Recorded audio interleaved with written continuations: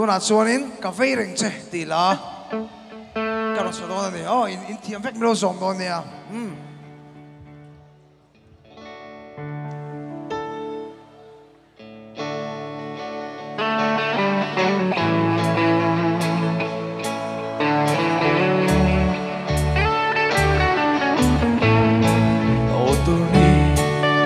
cô na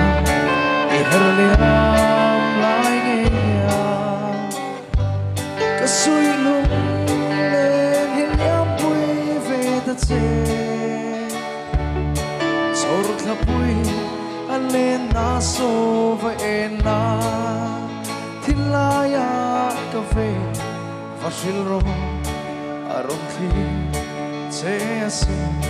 ka eng ri ya che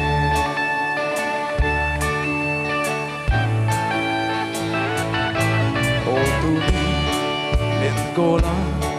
i herliam lai nghe ka sui lung lên hiên nhắm vui về ta che sor kha vui an lên na so va en la thil la ya ka ve va shil ro arom thi che asin ka eng ring ya tiang che mai về ăn mô mô liềm lu nhìn lại đi para na trôi tuôn lu là ya cà phê lúc chim tên xin căn hoa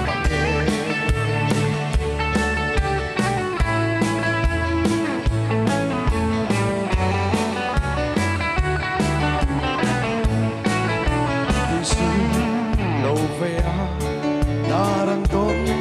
leni chua cafe be si bay ka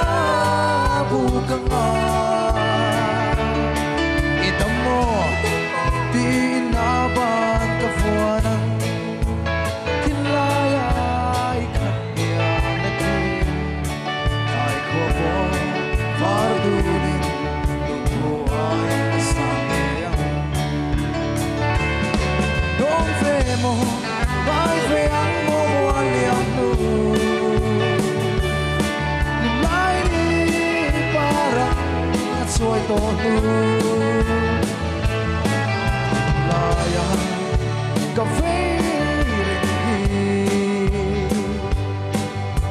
lúc chim tên xin căn noa bằng nghề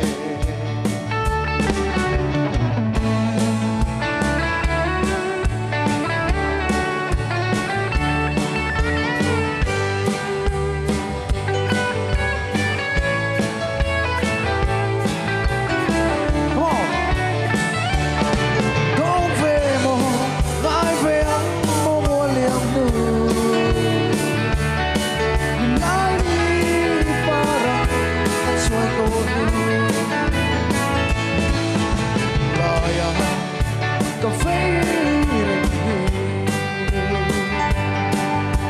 lúc chim tên